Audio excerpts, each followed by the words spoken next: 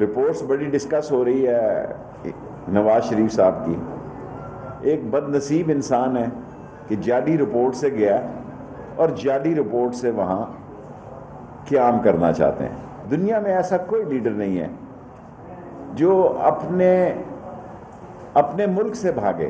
3 سال ہو گئے اور خود کورونا سے. کل انہوں نے میڈیکل رپورٹ میں کسی کی ٹی وی پہ دیکھ رہا تھا, وہ کہہ رہا ہے کورونا کی وجہ سے وہ علاج نہیں کرا سکے, اور لوگوں کو کہتے ہیں کہ کورونا کے لیے کورونا میں جلوس کی صورت میں اسلام آباد جاؤ.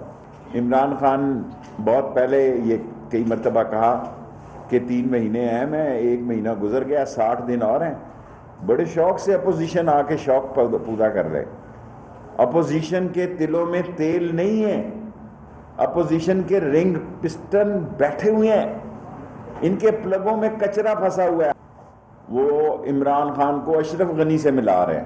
وہ بندے خدا عمران خان نے تو طالبان خان کا لیول دنیا میں لے لیا. نہ کوئی صدارتی طرز حکومت کی بات ہو رہی ہے, نہ ایمرجنسی کی کوئی بات ہو رہی ہے, نہ کوئی ڈیل یا ڈھیل کی بات ہو رہی ہے, اور نہ ہی عدم اعتماد کی بات ہو رہی ہے. اگر عدم اعتماد کا کسی کو شوق ہے تو وہ پورا کر لے.